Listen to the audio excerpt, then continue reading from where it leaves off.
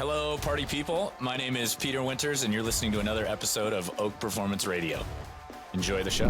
Ladies and gentlemen, welcome to Oak Performance Radio. I'm your host, Adam Lane. If you're new to the show, our goal here is to create some content, some fantastic content for athletes, parents, and coaches. We tell stories, have laughs, and go into everything that is the end game of athletic performance, helping athletes achieve their optimal performance and be the best they can possibly be. Enjoy the show. Ladies and gentlemen, welcome back to another episode of Oak Performance Radio. I'm your host, Adam Lane. With me today, finally, after years, what has felt like years upon years, Dr. Peter Winters. Now, I'm going to confuse people there. Our podcast crew is going to be, he's a doctor? Not quite. Nope. Okay. Just Coach Peter Winters. There you go. Joining the show. Peter, thank you so much. Of course. Thanks for taking the time. I'm going to say it was finally one of these days that, we got together after day of talking on our own. We're like, oh, we'll talk in front of some other people. After me badgering you forever and this is good. Yep. This is working out. This is exciting. What else would you rather be doing on a Friday afternoon? Oh, nothing. Not outside enjoying the perfect weather. No. Because if I was any better, I'd be a strength coach. Yes. So, That was good. Well played. That was perfect. Well played. Well played. Peter, for the tens of people that listen to the show who might not know who you are and why you're such a big deal. Oh, joy. Tell the tens of people who you are. Okay. So, and why you're such a big deal. I don't think I'm that big of a deal. My name is Peter Winters. I'm actually our boys and our girls club director here for VC United. So happy to be here. So you do it all, basically. Yeah. I direct all the children, all the ways. It feels like by the day, it's like, okay, here's something else I'm going to do. So there are other people that work here, but I don't know if they really do anything because you're directing both the guys and the girls. Listen, if there's volleyball going on in the building, usually I'm somewhere to be seen. You're only directing 800 children, but yes. Yeah, okay. There you go. Piece of cake. Yep. There we go. Give it some background here. Oh man, this is not your first rodeo. No, I tried to do the math the other day, and this is now I think this is my 19th year as a coach. Ooh. Yeah, 19 years. Holy cow. I was actually started off as a swim coach for years.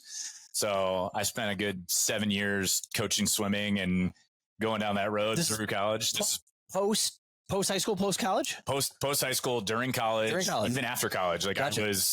I majored in like parks and recreation management. Like I hated sitting behind a desk. I wanted to be active. So I was a swim coach and I thought I was going to be a teacher for years. And lo and behold, I still am. So, yeah. Look at that. But yeah, I coached swimming for 7 years and had some things go down in my life and all of my friends, I've been playing volleyball forever, like playing through college and whatnot. And I had some things go down and a bunch of my friends from when I moved back home were like, all right, you got to come coach volleyball. I never coached before in my life for volleyball. And I walked in day one and kind of jumped into it head first. And I think within about 5 or 6 months, I got offered a college assistant job and I went, oh boy. Okay. And it's all been, that was your first step. That was your first. I jumped in, I was coaching club for right off the bat. Okay. I was coaching the youngsters and jumped into, coaching an NAIA like college program and did that for a couple years. Where at? That was at the University of Michigan-Dearborn. So learned a lot of great things, great people, down that road. I was starting to, in the club world was helping run a club in Michigan. And then I got the opportunity to go, get an assistant job in the Division I world. And so I was at Eastern Michigan for a while, which, I'm so thankful to Kimmy there and Darcy, who took me as a volunteer assistant and, allowed me to make that my full-time job. Yeah. So how was the jump there? What was the connection? You just know people? We were, it was down the street from where I was at. And I knew one of the guys at the time played volleyball with us, the former assistant. And so they were looking for a volunteer and I wasn't really doing anything. And so he literally dragged me in the door. I was like, all right, we're going to have practice at, 6:30 the next morning. You're going to come and help us out. And for free. So I know. Yeah. So I was doing it for free. I was like, I just volunteered. Yeah. And I was like, you know what? It's Division I. Let's see. I love volleyball. I've been doing this. So I walked in the door and I spent a good 5-6 months just helping them out in whatever way I could. And while I was helping run a volleyball club at the same time. And, I got the opportunity that summer where the position opened up and I'll never forget the phone call that I got from the head coach. who, I had lunch with her like the day before and after I had applied for the job. And so she called me up and she's like, all right, I want to be able to sit down with you and like talk to you about this, thinking that, okay, you want to have a formal interview with me. And she's like, oh, by the way, we're going to have to discuss about, getting a new volunteer. And I was like, excuse me? Like, are you offering me the job? Like, what is this? And so I kind of went head first. Or are you firing me? It's one or the other. It's like, you're either firing me or I just got promoted. So thankfully it was promoted. Okay. So I had a great couple year stretch there. We ended up winning the first conference title in the school's history. And so we got to go and play in the NCAA tournament against Illinois at the time, that was their year they were top 4 in the nation. And so we got smoked pretty good. But what year was this? That would have been 2018. 2018. Yep. Okay. So 2018, and it's a great experience, such a phenomenal time. And I've been so thankful where it's funny over the last, 12 months, I've run into about 5 of those players from that year. 4 of them are now coaching and one of them's, doing WWE. And so it's amazing how many areas across the country we visit now. And we were down in Florida and 2 of them ended up on my court, just watching at the time, which is hilarious. And I got to watch one of those players. Her team won the national championship for their division down at AAUs. And so I got to sit there and watch one of my former players turn around and then win a championship. So holy cow. That was a great experience. Yeah. It's so much fun to see the come full circle and those who you've coached before are now coaches and they're giving back. So it's been a fun road. And, I've made a couple other stops since then. I was in Virginia at VCU and up in Rhode Island. And, just when I thought I was going to take maybe a little break from it, I get dragged out to Rockford, Illinois and said, hey, you're going to come, work for a club again. And here we go. And the mecca of all volleyball. I know. For Illinois. Yep. Look at that. So it's amazing though that, you walk into something like this and, it's amazing how fast time goes. And, this is, oh God, it's been a little over 2 years since I, stepped into the building and it feels like it was a couple weeks ago. Yeah. Because it's going by so fast. So just to connect dots for people. Okay. Eastern Michigan floundering. You step in, all of a sudden conference championship. Maybe not floundering. Okay. We got them over. Fill in the blanks, listeners. We got them over the hump and, we were pretty thankful and doing things. And, once you reach that point and then you're looking for the next challenge and other things. And so, that was a great experience. Yep. And I get to joke with Amber here, who, has won a national championship. And I joke with her that I think my conference ring is probably bigger than hers. But then again, she might have a couple more than I do. Not to compare. We won't go there. We only got one. Should have made a big. I know. I didn't think about it. I should have brought it in. Just flashing it. I know. Honestly, I don't even know the last time I pulled it out of the box. Son of a gun. I know where it's at, but I haven't done it. That's good. So don't lose that. I know. Oh yeah. Peter, I always think it's interesting that depending how coaches get to their coaching spot, like Larry Bird, not a great NBA coach, not bad, but not a great NBA coach. Jordan never even tried. Phil Jackson, I don't want to say a mediocre NBA player, but kind of a mediocre NBA player. Mm-hmm. Phenomenal coach. I put Steve Kerr in that bucket too. Yep. Very average. Gosh, again, you say average, but yeah. Again, yep. Amazing. It's interesting just to see how you came upon this thing. It's not like you played high level Division I men's volleyball. And now here you are. Oh, yes. Trust me. I think about that every day. It's like the road that I've taken to get and I've been able to get through. I mean, we always joke about where, as growing up, where do you see yourself in 5 years? Yeah. I don't think I've had a time in my life where I could say, hey, 5 years down the road, I never would have dreamed. I would have thought, my wildest dreams would have been, coaching college volleyball. Mm-hmm. And within the first year I was doing that. And then it was Division I would be awesome. And then I was doing that. And it's you kind of create some opportunity. You're so thankful for the opportunities that you get and where you're going and, and to be able to go down these roads and, and visit some of these places. Sports, it's amazing how much sports bring into your lives. Yep. I mean, I've been able to travel to, every country outside the US that I've been to has been for volleyball. Like I've been on one trip outside the country that wasn't for volleyball. And like, I get to go to all these states and travel throughout the year. And, whereas, so many get, you sit at home and you look forward to your one vacation a year. And here we are, it feels like every other weekend we're flying to another area or traveling to another state. And, we're getting the opportunity to see all these things at the same time we're able to compete, and we're getting to train these kids, and, and it's amazing. To this day, every team you've got, they don't talk necessarily about the wins and losses. They talk about the experiences, and they're talking about like, oh, there was that trip to Costa Rica, or, oh man, you remember that time we went to DC and we got lost and we did all that. Like, it's always about the experiences along the way. And like the competition is such a big part of that, but like there's so many of the stories and everything, and it's all about who you're with and what you're doing, and like the families that you create along the way. So no, it's amazing. And, and I'm so incredibly thankful for where I've been able to come from to this point, and where I'm at. And, now I get to sit here and, throughout the week, you get 800 athletes walking through the door. And, I joke that like my goal is, and the other staff will tell you, my goal is to try to know everybody's name. And I get to that point where I get close. Good for you. I always try that, because I was always that one who, like, if you walked in the door, I want to make sure I knew who you were. Yeah. How big of a deal is that? So that's big deal. And it's one of those things. It's like, it's not just like everybody knows the best person who walks in the gym, everybody knows about, because everybody hears about them. But it's like everybody who walks in the door is important, and everybody's got a story, and everybody like wants to be a part of this. And so, you try to create that from every person, because you don't know who's going to be the next kid that turns around and then becomes a coach. And, that was me. I was never the best player. I mean, I was like one of the shortest guys on my team, and, but like, it was always my goal, or I was going to push them every single day, and I was going to find a way. And so, I know there are those kids like that. And so, So how, just to show the other side, and then I want to dip into because it's interesting, just your role here. Which one? Sorry.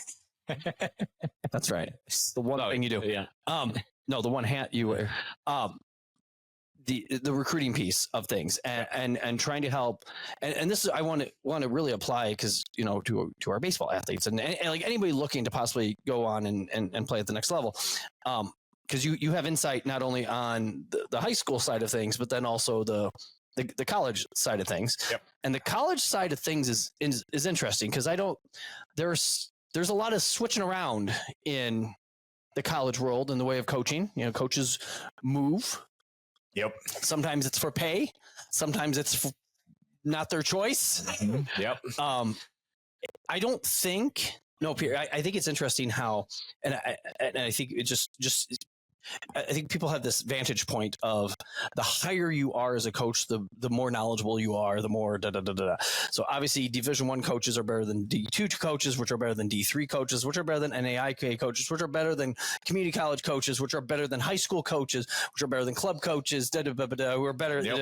Yep. And it's interesting to me, because just watching our coaches coach, there's a good chunk of our VC coaches that can coach circles around, in my opinion, some of the college coaches that,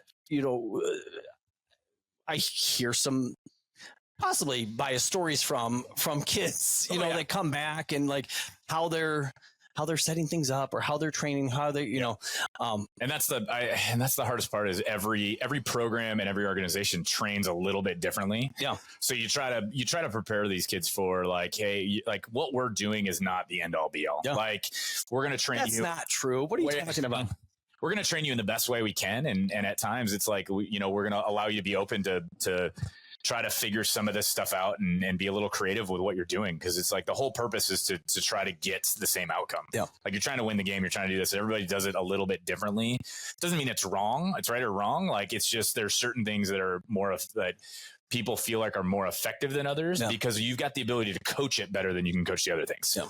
Like I understand the different ways of coaching, but like I have a certain way that I coach because I can coach that better than I can coach the other ways. Yeah. Like I understand it, but I just don't know how to teach it. Talking about the different coaching stuff, different styles, different, that people have. Yeah. You're talking as you get into this, like everybody's got a different style. And I think that's, it's very prevalent when you get to the college world. Like everybody's got a little bit of a stamp that they put on it and they know different things. And even within the club world, there's a few major directions people take. But and at the same time, you're talking, when you talk about the coaches and just the not necessarily the level of coaching, but you see it across the different gaps. You think about the hierarchy between Division I and Division II and Division III and club. And it's like, there are some incredible coaches that are coaching at the club level and the D3 world, in the junior college world. Like it's different because once you get up to those higher levels, like there's a certain expectation by these schools. Yes. And so the coaches they don't stay around. Yeah. Winning has become more important than a lot of other things. And that's the hardest lesson you get to is like, winning becomes more important than some of the others.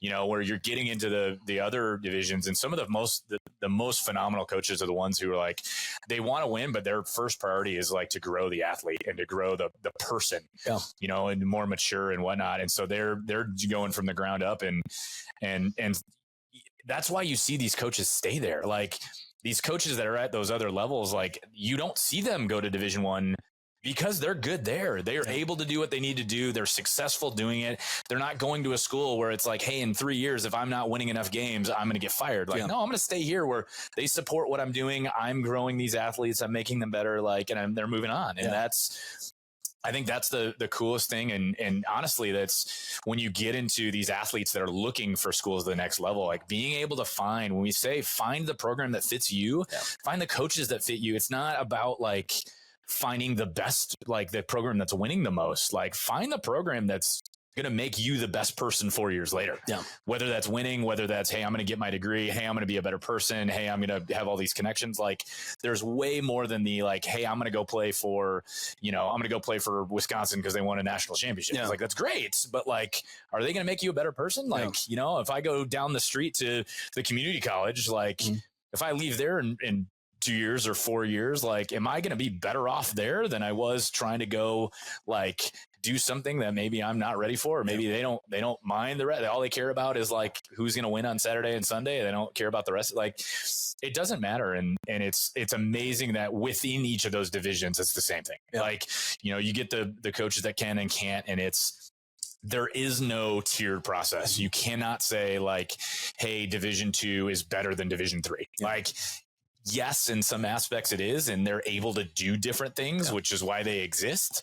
But that doesn't mean they're better. Like, I mean, there's every single division, there is schools that could beat half the schools in the division above them. Like the top Division II schools would probably be top 50 schools in Division I. Like that's, and so we get so caught up in the tier of like Division I, Division II, and if you're doing this, you must be better. And if you're doing this, you must be better. And it's like, it doesn't exist that way. Like there's such a huge overlap that, it's the hardest thing to understand and to see that like, yes, there is a little bit of that, but really the going Division I and you're going to like, it's part of it. It's just the name.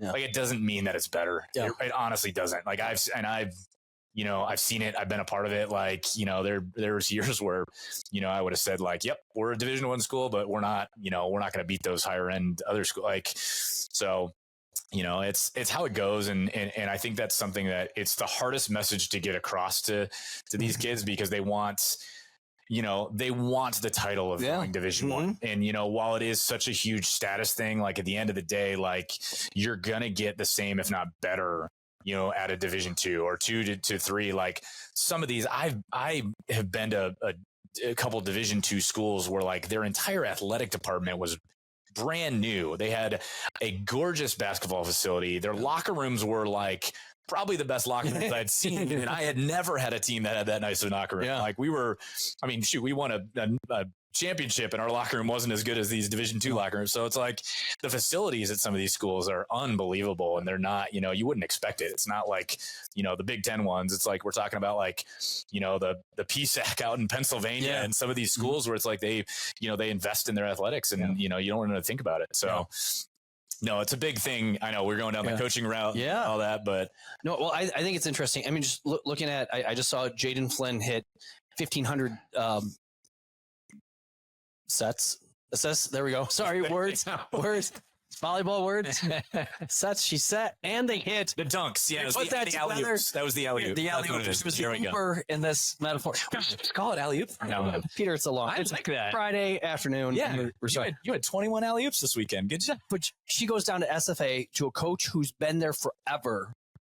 You know, she's the coach isn't going anywhere. Did a phenomenal experience. She's enjoying it. I think she's misses the family and stuff like that, being so far away at times. Oh yeah. We have the Milwaukee coach, similar thing. She's been there forever. Yep. Rachel Scott's there. Kara Erdman's there. Lexi Lewis is now there. You know, again, she's been there forever. It's interesting to see those kids go to schools with coaches who, you know, they've made that school, that community, their home. They've had success, but it's not just that one-off success where, hey, I had one winning season, or I did this, you know, this one time, and then I jumped ship and you know, now I'm looking for a different school and stuff like that. Because I think that's such a big deal for, you know, trying to find if it is going to be a good fit. And we've found, I mean, we have Jade Kaufman, who played Premier here, who's down at Millikan, who continues to play every year and is having a fantastic experience down at little, you know, D3 Millikan. And and she's loving it. She's really, really enjoying it. Yep. Hey, hot dog, you know, and the coach is consistent and blah, blah, blah, blah, blah. They've had different assistants come in, but like the head's been there and it's going to happen. And they're good.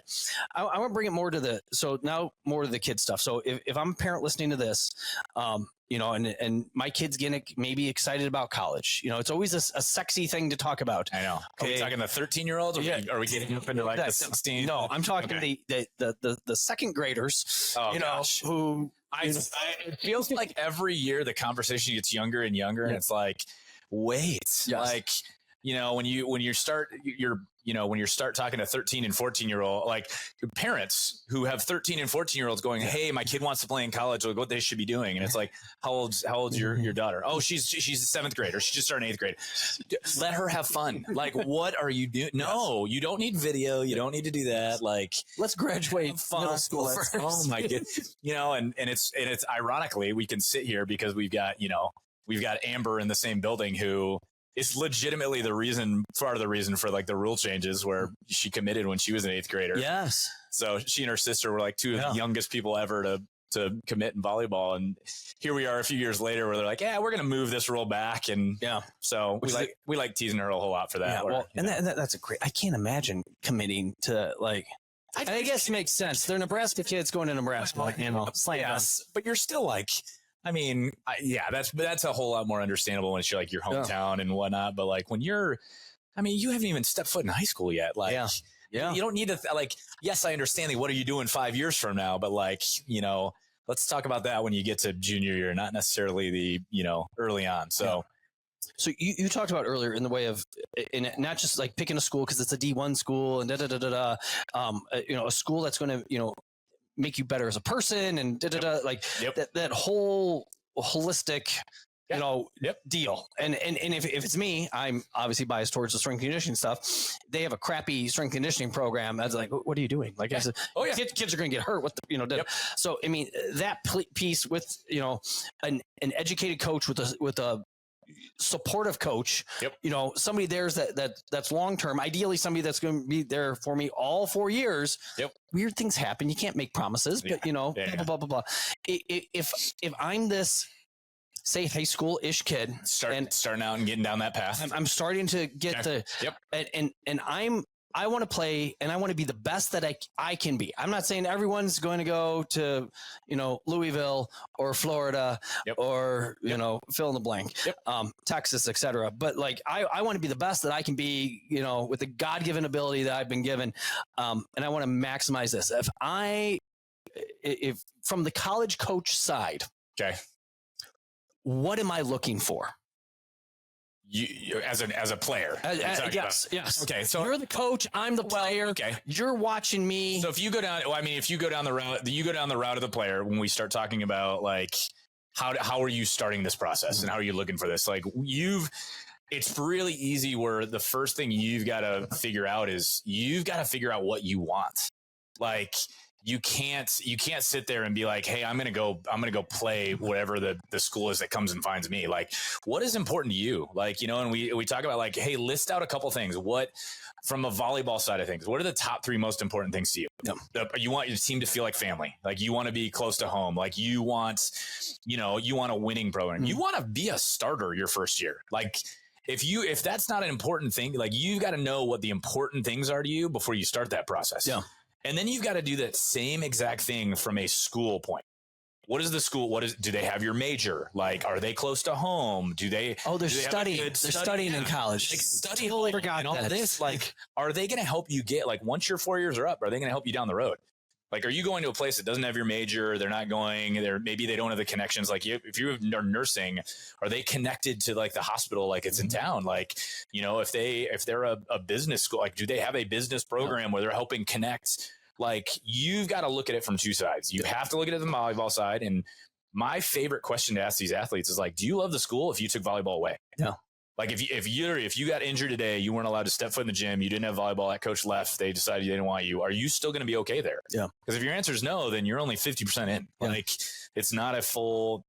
And a lot of times those are those situations where maybe those athletes don't stick around. Like, when a coach leaves, they're the first ones to go and bail, because they're like, hey, I was just here for the coach, I wasn't here. Like, the university didn't matter for them, or or if they weren't starting, they didn't really like the school. Okay, I want to leave. Like, you've got to find the balance, and that's how you find a place where you're going to stay for 4 years. You're going to enjoy it. You're not just going to enjoy the volleyball, but you need to have a little bit of time outside of the sport, because it takes up so much of your time. And that's the other side of, as you get up those divisions, like, you get to Division I, like, you're talking 60, 80 hours a week. And we're not talking about the volleyball side of it. Like, the volleyball side of it is, 20 hours. Yeah. But then you're talking about traveling every other weekend where, you're leaving on a Thursday, you're not coming back till Sunday night. Mm-hmm. Like, you're gone for 4 days. So now you got to worry about your classwork while you're on the road. And then you've got study hall, and then you've got, like, you got to be on top of it, and you've got to worry about your own recovery. Because if you're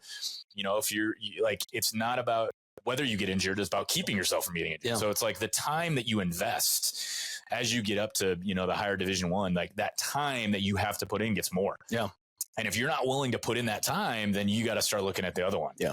If you're saying, hey, I don't want this to be my life, like, okay, let's not talk about Wisconsin. Let's start talking about, the down the street and some other things. It's like, hey, I want to focus on my studies. It's like, okay, let's keep focusing on where you want to put your energy, not what's the lights and the glitz and the glamour are going to do for you. Like, you got to know what you're willing to do. And that's part of the equation. So, that's a big part of it. And, from the player side, and, then you start talking about from the coaching side and what we see and what we're looking for. And that's, how much longer do we have? Just like, you get into, because you want me to get into that? Well, and here's the twofold of this is not only, because I'm excited to hear what you're about to say here, but we have story time. I'm ready for some stories. You know how, like, what bothers the bejesus out of me, that I will see, sometimes I feel some of our athletes are a little bit bipolar, because at practice they're just kind of floaty and, like, not working that hard, but then they go to X tournament and, XYZ coach is there, and then all of a sudden they turn into stinking Courtney Thompson on the court, talking, yelling, supporting, and we're just like, where? You get a little all over. I know. That's who I thought it was. Blah, blah, blah, which, you're like, oh, that's great. Yep. But that if that's what you want, if you want that coach to pay attention, well, it can't just be during that tournament when they're watching. It's got to be, at practice. It's got to be in the weight room. It's got to be you taking care of yourself at home, going to bed on time. Yep. Blah blah blah blah blah. So, but listen, you want to talk about the number one question that we get as like coaches, and even from the college side that we used to ask is like, is the person that I'm seeing now who they actually are, or who they are like at this moment? And every time we sit there, we watch videos all the time. When we get highlight videos as college coaches, or when I got to start saying when I did. Yeah. When I did get highlight videos. Now that you're retired from that and you're moving on. But no, like the first question you ask is like, is this really the kid, or are they somebody totally different? And that's part of the reason why, it's like, hey, this is a great video, and we want to, as college coaches, you want to go see them live because you want to see if it matches. Yeah.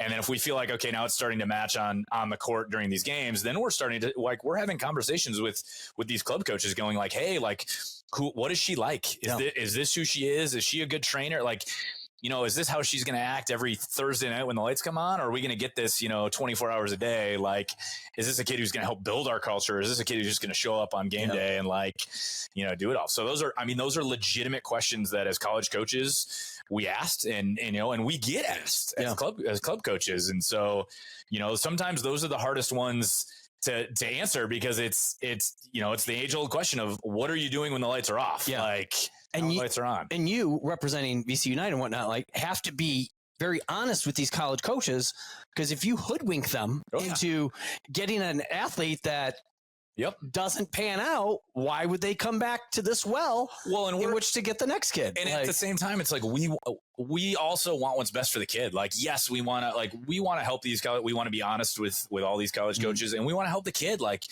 our goal is like, I want you to go find a place where you can stay for 4 years, and you can walk back into our gym here, and you're wearing the gear, and you're and you got the flag up on the wall, and like you're representing that school, but you stuck around, like.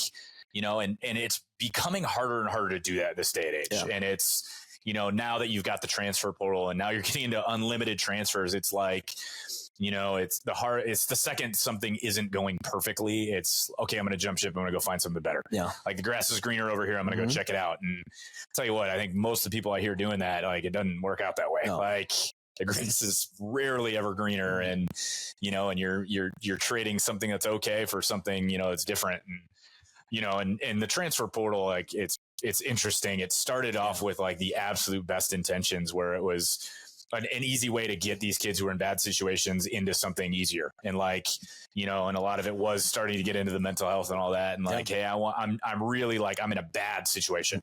I'm at a school, I'm not doing great here mentally, physically. I'm not good. And so I need to find an easy way to get out and find a new place where I can go.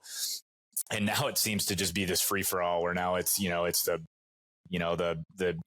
Tinder of, college athletics where it's like, I'm going to take this one. I don't like that one. Yeah. And it's really like, that's kind of what it's turned into is it's just this, it's almost like a dating app where like you're going in there and you're seeing like who's available and like, all right, let's see if we're compatible. Let's see what's going on. And so, but yeah, that's our goal is to find the fit for everybody. And so we have to be honest and we want to be honest. And like, we don't want to like, we're not, and that's, I think the great thing about, about VC United and whatnot is like, yes, we love hanging flags on the wall.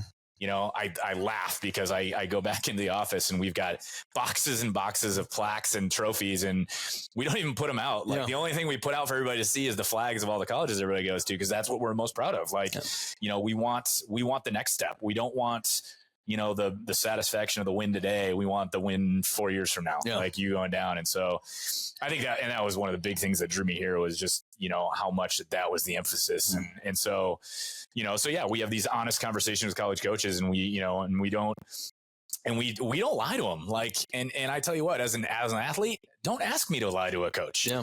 If you're sitting in our gym and you're showing up late every day and you're practicing like, kind of halfway, you're not giving your all and whatever else, like when that college coach comes and asks me what kind of a worker are you, like, I'm not going to tell you that you're the best worker in the gym. Yeah. I'm going to tell you exactly what you do every day. Like, you are the one who explains to me how you want to be explained. Like you show me how you want me to explain this thing to you. And it's crazy how often that like, it's taken the other way where it's, we're not necessarily like the agents trying to get these kids the best deal they possibly can. It's like, no, we want the right one. Like, and so, it's funny. And there are good things and bad things where, we have these conversations with college coaches where listen, it's not always about like you, like a college coach might come up and be like, hey, we just talking to him like, hey, who should I be watching? Like, guess what? If you're the hardest working kid in the gym and you're busting your ass, you might be sitting on the bench. Yeah. I'm going to tell this coach about you. Be like, hey, yes, she's not playing, but guess what? Like, this team's better because of that kid. Yeah. Like that kid on the bench, I'm vouching for that kid more than everyone else. Yeah.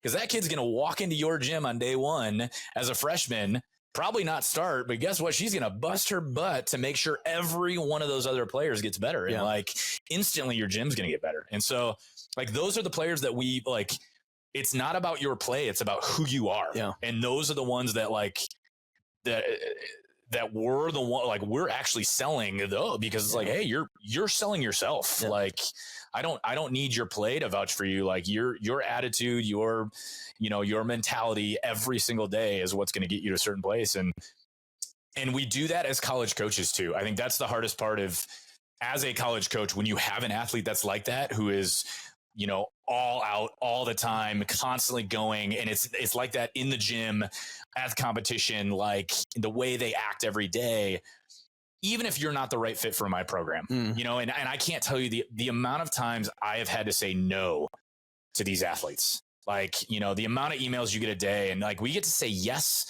3 or 4 times a year. Yeah. Yes, I want you. And that's a staggering number when you're talking about the hundreds of emails you get in a year, where like I've got to say no hundreds of times. I get to say yes 3 or 4 times. Yeah. And that was one of the earliest lessons I had to learn, because I hated saying no. It was always like, it always killed me, because I'm like, you're saying no to them, and they want to be a part of it. And you can't do it. They don't fit. They're not right. And, and every once in a while you get across some kids who like, they're such great kids and they're so amazing. And like, you don't have the space for them, whether or not like you just aren't taking that position. You've got 15 DSs already. Like, hey, I don't need another DS, but you like, if we had a spot, we would take you. Yeah. Guess what? The next time I'm talking to one of my coaching friends, I'm telling them about you. Like, hey, you know one, like, so it's like the way even if you're not right for one school, that doesn't mean that they're not going to help you find somewhere else. Yeah. But don't burn those bridges. Yeah. Like if you burn a bridge with one school, guess what? They're not going to help you out. Like, be polite, do whatever, like, and be upfront with them. Like if it's not the right fit, it's not the right fit, like for you or for them.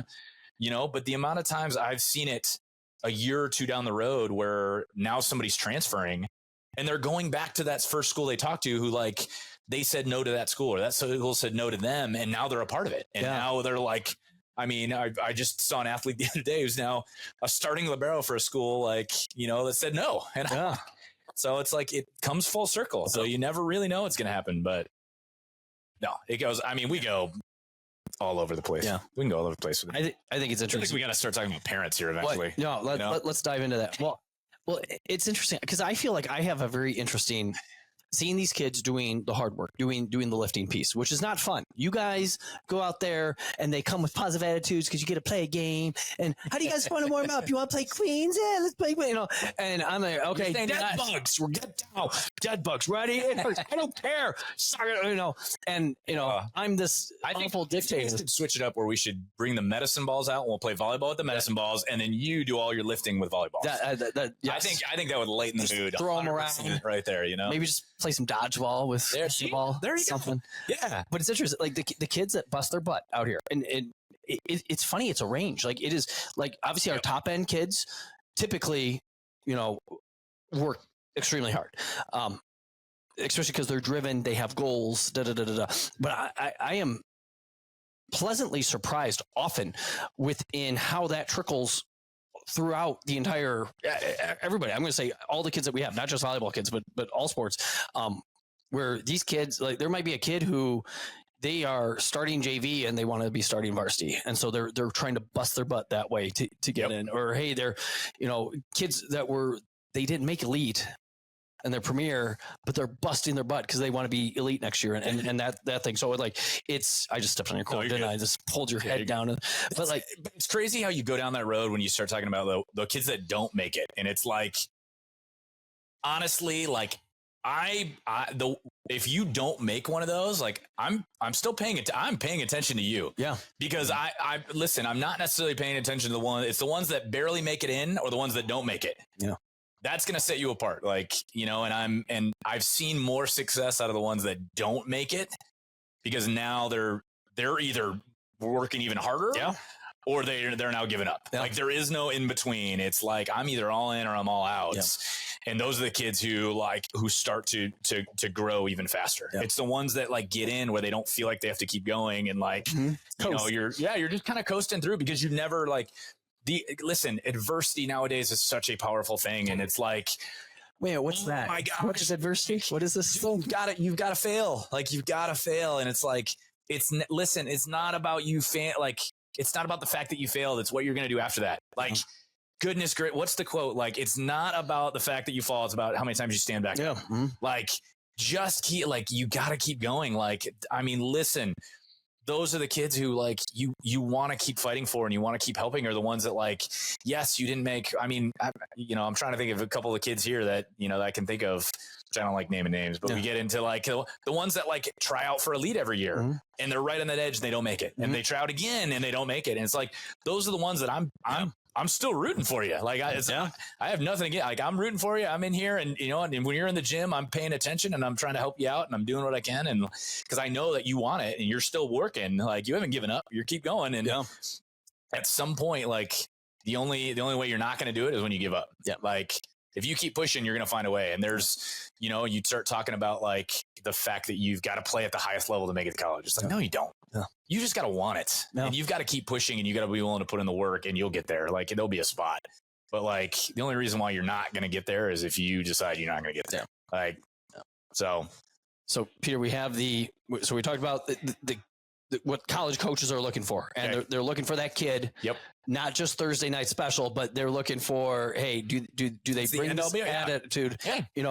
24/7, 365. Yeah. With their team. Good days, bad days.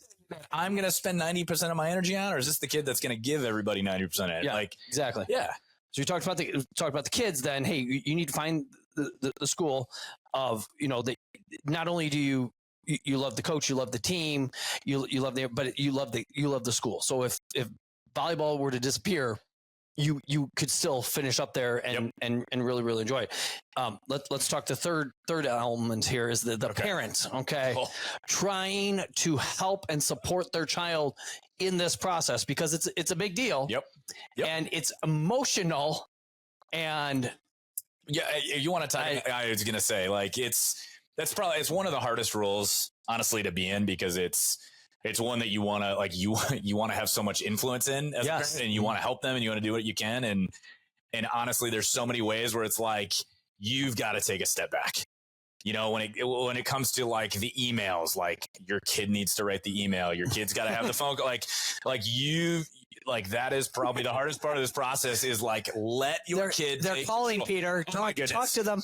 Listen, she's right here. If you think you're going to send an email to a college coach and they're going to know that it's from your daughter, they know that it's not from your, like, there are words and they're for, like, we'd sit there and take bets whether there were, this was a parent email or a kid email. And you could very clearly tell, like, the ones that were like, this is not a kid. Like, I'm sorry, I've talked to your kid. This is not the kid. Like, this kid doesn't talk anywhere near what this sounds like. Yeah. So it's one of those that it's like, you got to be able to take a step back. And as parents, you got to realize, like, listen, like, you're a part of this too. Like, when that coach is sitting around and they're, and they're watching these games, like, they're watching you.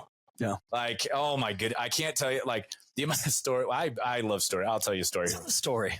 One of my favorite stories when it comes to just college coaches and parents is, I had a friend who's a college coach, and he was out at a game watching an athlete who was, like, one of the top on his list, and he was sitting in this game, and obviously the girls on the court, and he hadn't spoken to the parents yet, but he knew who the parents were because he's watched enough. He's seen them interact, and so he's sitting there, and the mom is, like, standing right behind him, like, standing the whole game, just yelling at the referee, yelling at, like, every point, talking about how bad her teammates are and all this other stuff, and he's sitting there and he's listening to the whole thing. And finally he's like, you know what? Yep. This is about time. And so he stands up and turns around so she could see, like, the logo on his shirt, and was, just to make sure that she knew. And he asked her, like, hey, are you so-and-so's mom? And her demeanor changed. Oh, yes. Oh, that's me. Yes. Yeah. I'm her mom. Like, she wants to go to school at you. Like, she's been talking about you, blah, blah, blah. And finally, like, she took a breath, and he's like, okay, I just wanted to make sure, because I just wanted you to see this. And he crossed off her name and left the court and walked away. And it was like, it was such a powerful thing to me, where it's like, listen, like, you can either help your child's or you can hurt them. Yeah. And more often than not, you see parents hurt their kids' opportunity than help them out. And it's like, if you're sitting there and you're constantly yelling at the ref and you're yelling about the coaching and all that other stuff, like the college coaches are standing right next to you. Like and obviously they're standing behind you. They hear everything. You might not be able to see them, but they hear. And I tell you what, like if I'm going to watch a kid, I can 9 times out of 10, I can figure out who that kid's parents are, especially if I come back a second time, because as soon as the game ends, that kid comes right up to you. Like, we're going to know who you are, and we're going to stand there, and we're going to watch you to see, hey, is this a parent that I'm going to be worrying about for the next 4 years, and who's going to be calling me up every Saturday going, hey, why isn't Susie playing today? Well, like, she's the best one. Like, no, like, everybody's got to take a step back and realize that this is that situation. And so that was always my favorite one. Every time I remember the first day I heard that, I was dying, because I was like, if I had the wherewithal to do that. I don't think I could ever do that, but I was like, it's such a powerful statement. It's like, listen, like I'm sorry. Your parents couldn't do it. Yeah. Yep. I find myself now that my oldest he's wrestling. We're first year of tackle football, blah, blah, blah, blah, blah. And, pick him up after practice, and we have those drives home. Hey buddy, how was practice? Da da da. Some days really good. Others days we start complaining about this kid did this kid did that. Da da da da. Yep. Again, he's 12. Grain of salt. Blah blah blah. But I really just knowing this, I feel like I have a pretty good insight onto this thing where it's like, and hey, you're on a team. You're going to have teammates for you. Like, what do you do as a parent? Like, how do you support your kid in those situations? Like, what are you saying to that? Because there are days that it's hard in practice, and it's like, it was the worst day ever. Coach was terrible on me, and it's like, and how do you so and so was slacking off, and we all had to run because he couldn't keep up, and and it's like, how do you keep moving forward? Like, how do you motivate them and say, like, you know what, it's not about how terrible everybody else is. It's like, hey, like, you're good, you're fine, keep doing what you're doing. Like, maybe help them out. Like, how do you help your child become more of a leader and all that? And that's the hardest part nowadays. It's like, feels like everybody is every player is now the best player on the team. It's like, my kid's the best player. My kid's the best player. My kid's the best player. It's like, well, you guys are all the best players. Like, in your household, you're the best player. It's like, and that's the hard part, is like, there's so many other things outside of it. And, how do you create that team chemistry? That team that gets along the best is going to be it's, you talk about team sports. Oh yeah. Teams, it's not about you talk about volleyball. It's not about putting the 6 best athletes out on the court. Yeah.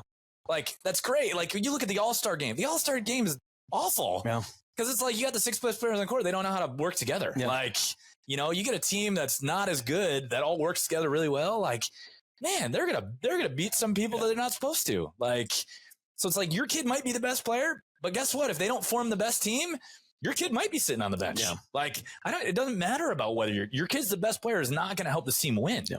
It's like, what are they doing to help those around them? And that's always those questions that I ask, these athletes who are not playing. Yeah. Like, if somebody comes up to me, hey, you're sitting on the bench, I didn't play. Hey, coach, what do I need to do? What do I need to do to get better, to get more playing time? And it's like, my first question to them is, what are you doing to help your teammates? Like, what are you doing? Like, to do, like, don't ask me. I want to know what are you thinking about? Yeah. And it's a very powerful question, because now they start to think of, how am I making an impact? Like, am I on the bench cheering, trying to motivate them and do all this? Or am I sitting there waiting because I don't feel like I can do anything until I step on the floor? Yeah. There's a great quote that, I heard something once. It's like, the ball literally touches your arm for, maybe a tenth of a second, and you think about the amount of times that you touch the ball in a game. You might touch the ball, 30, 40 times, whatever. So realistically, you are in control of actually the ball for 4 seconds. Yeah. And yet the game is an hour long. But you're so worried about the 4 seconds that you actually are touching the ball that you forget that there's 59 minutes and 56 seconds the rest of the game where you can make an impact. Yeah. But you're so focused on the smallest part. And we talk about that a lot. Like, don't let the 5 seconds when you're in a bad mood affect the rest of your day. Like, it's the same thing with the game. Like, don't let those 4 seconds. Yeah, those 4 seconds are important, but like, you have all this other time where you can make an impact, but we're so worried about like just those moments that are the coolest, that it's like, there's so many other times where I can do things and I can help my teammates and do all that. And so, That's always those things that I focus on as a coach. Like listen, you touch a ball, you do something wrong, you know exactly what you got to do. Yeah. What do I can sit there and I can tell you technique and all this other stuff, but I can stand there and I can look at the 5 other people on the court and be like, they're not doing anything to help you out. The rest of you, you guys need to do something. Like, you'll figure it out, but you guys still have no idea what you're doing. Yeah. You know, you're seeing if Susie actually passed the ball to target, or like you're sitting there shaking your head going, here we go again. Oh boy. So I think that's the hard thing with parents. If you're able to, at least what I try to do, and not that I'm not writing a book anytime soon or anything, but I'm not. No, I podcast. We should just transcribe all these guys. But strength coach to volleyball. That's going to have to be quite the stipend. I'm away from home any longer. But to be able to, because what I try to end up doing is I try to ask, hit my kid with questions, how was that? How was the rest of the team? Listen, do you think you could do that? Versus, oh my God, yeah, that's terrible. He's terrible. I can't believe he did that. Because it's so easy to point, and then the kid starts thinking in their mind, at a young, and again, especially these younger sports. What they hear is exactly what they're going to believe. Yes. If they start hearing that they're the best and the coach is terrible and their teammates are awful and they should be on a better team, well, that's what they're going to believe. Yeah.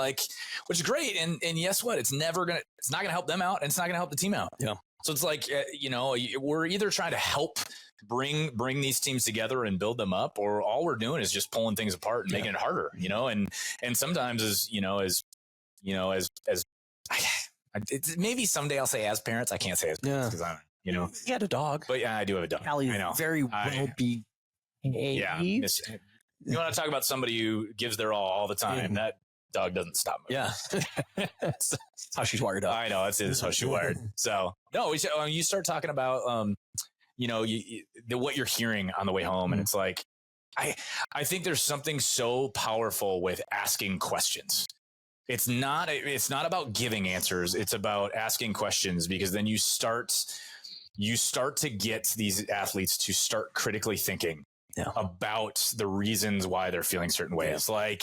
And I think that was one of the most powerful things that I've learned as a coach over the years is I have stopped really giving answers and started asking questions to better understand, why things are going. And in that process, you start to get these younger kids and whatnot down the road of fixing their own problems and realizing it. And it's your kid goes up and makes an error. It's like, hey, what were you trying to do there? And if they go up and they tell you, hey, I was trying to do this, it's like, okay, well, next time do this a little differently and we can get there. But if you're trying to give them an answer to what you think's right, you never know. My favorite thing is somebody's standing there and just completely misses something. It's like, hey, what did you see? What did you see? And it's like, well, I kind of thought that they were doing this. And my favorite phrase, and all my teams can tell you, as soon as you say the word I thought, that's usually the one time where I go, wait a minute, let's not go there. If you're thinking, that means you're guessing. Yeah. And that was another coach years ago told me that. It's like, listen, every time you say the word I thought, just change it to I guessed. Because it's the exact same sentence. Yeah. Well, I thought she was going to do this. Oh, so you guessed. I was hoping they were going. I was hoping she was going to tip. That's why I was standing right there. But nope, I got hit in the face. So, no, it's it's always funny, but no, I think the power of asking questions. Yeah. I'm still learning this and I'm still getting better at it. But the power of asking questions about what they're thinking or what they're doing or how they're doing it, and getting them more involved in their own process is something that's such a powerful thing. Yeah. And keeping them more involved and just thinking more about what they can do.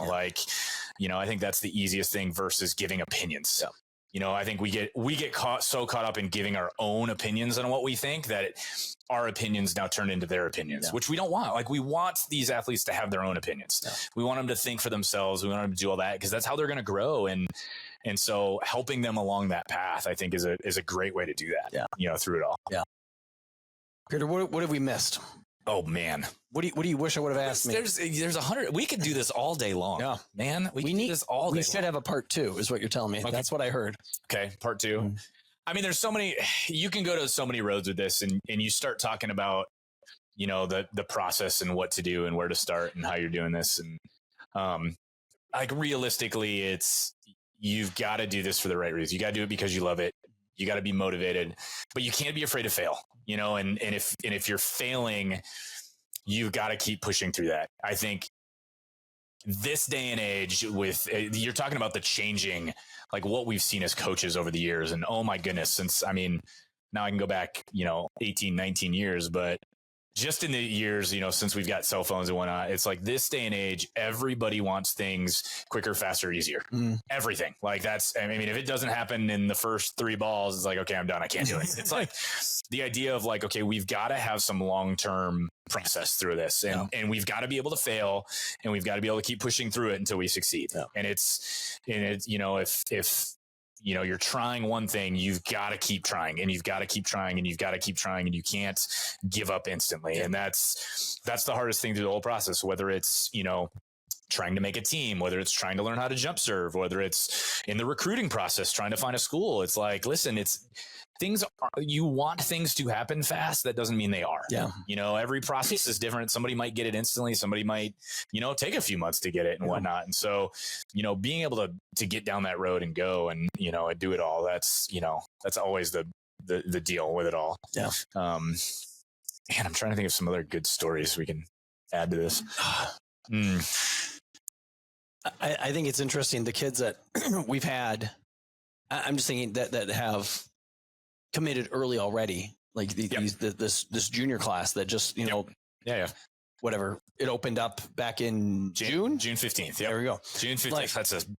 This is such a scary day now. Yeah. I hate that it's like, it's turned into like a holiday where everybody panics over it. It's like, it means nothing. Yeah. But we had some kids sign on really early, but it's interesting. Oh, yeah, we had one sign on within about 36 hours. Yeah. So. Well, and it's funny because if I were to put those kids in a group, those are kids in my mind that had great support at home, fair support at home, not insane mommy, daddy doing it all for them. Yep. But then kids that were so real about their love, and what you saw was what you get with it. Like there was no bipolarness going on with, how they play versus how they train and whatnot. They're just very, very authentic. I think a Maddie Ann's ball with it. Like you can get a kid that's more genuinely in love with what she's doing, and she just wants to be the best that she can be. And it happened like that for her. And it was, I know it was a ton of pressure on her, but like, it didn't surprise me. And I didn't write all the emails, and it was obviously her like doing all the work. She made it look like just super easy though. And but she did things the right way, and obviously great athlete. And she's Clemson's not a small time place. So like, she's going to do very well, but like, I could see anybody level up or level down depending on where you are, with that. But she was just, cause she's so authentic and real, and literally like, ticked off all the buttons that, boxes that we were just talking about, and boom, made it happen. And I know not everybody will be that easy.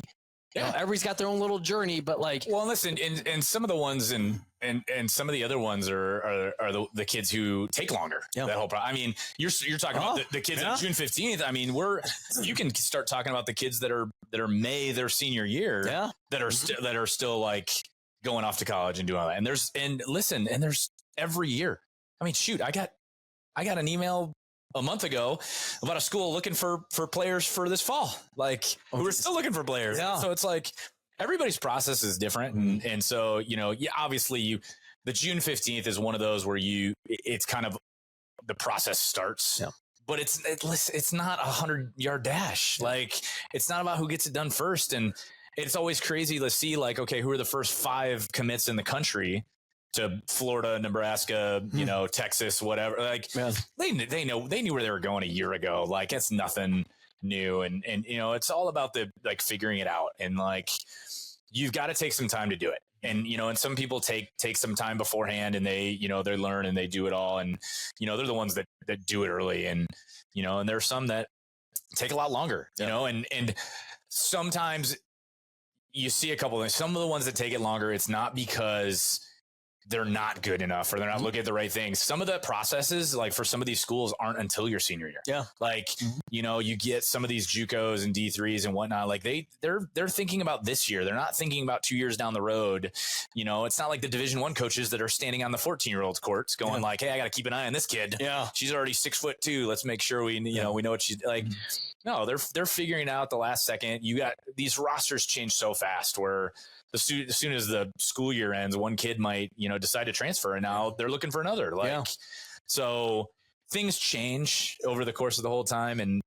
But yeah, you get, it's interesting as we get into this process. It's the ones that love the sport who are going into it and are very, very realistic about what they want and where they can go and what's best for them. Yeah. Like, I mean, you want to talk about and that's probably the trifecta right there is like where they fit, you know? And I think you get so many athletes that are going like, you know, oh, I'm going to go play for Nebraska. It's like, no, not exactly, which is ironically, you want to talk about a funny story. You know, I'm from Ann Arbor, Michigan. And so Harper Murray, who's at Nebraska, is literally from my hometown. Like her older sister played for my club. And the year she switched clubs, she was supposed to play for me, and she switched clubs the year she was going to play for me. Her loss. So it was hilarious. So the day, it was funny because her sister played at the University of Michigan. And so I happened to be helping out at the camp, the high school that they went to. I think Harper had to have been like a 7th grader at the time or something. And I remember the day that her older sister committed to Michigan, and it was like, hey, that's awesome. Like, congrats. Like, you know, we all like, yes.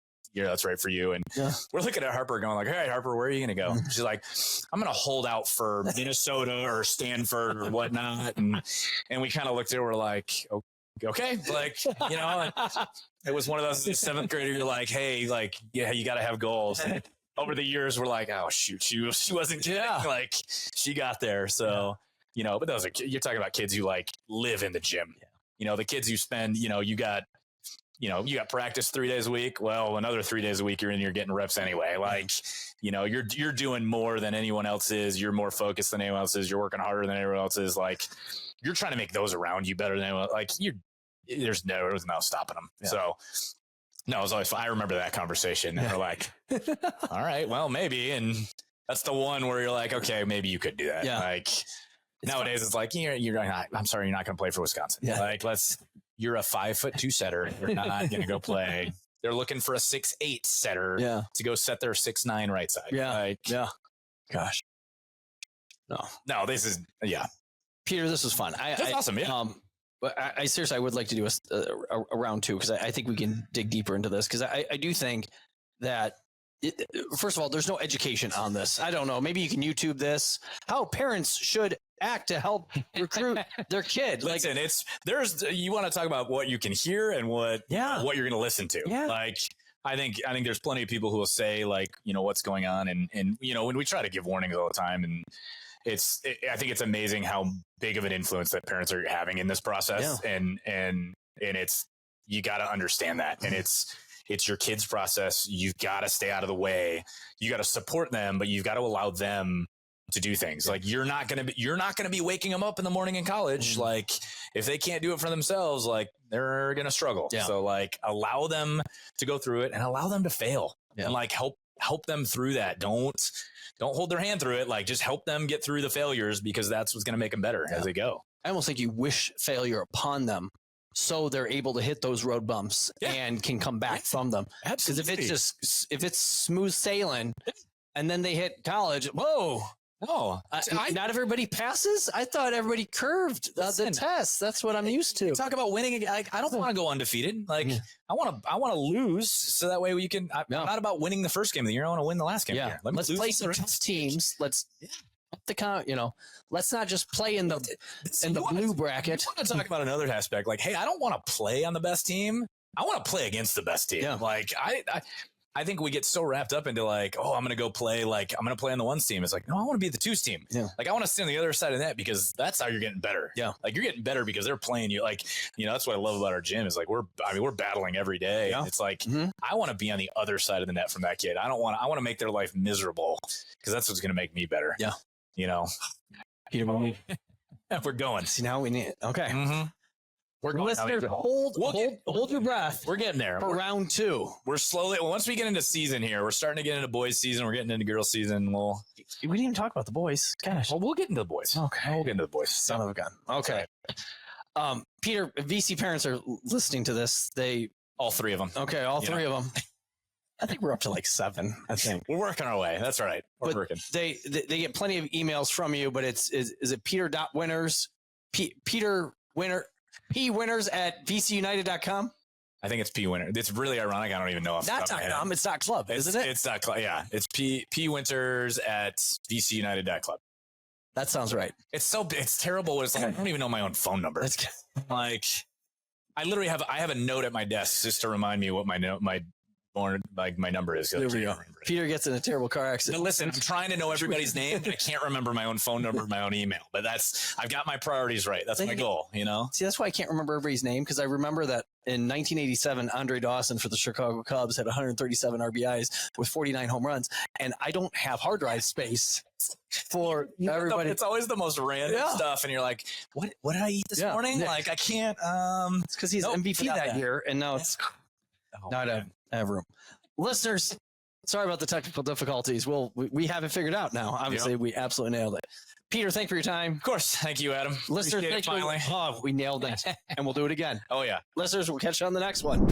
Ladies and gentlemen, thanks again for listening to another episode of Oak Performance Radio. Don't forget to check us out on the social at Oak Performance and online at www.oakstrength.com/Oak Performance. Thanks for listening, and we'll catch you next time.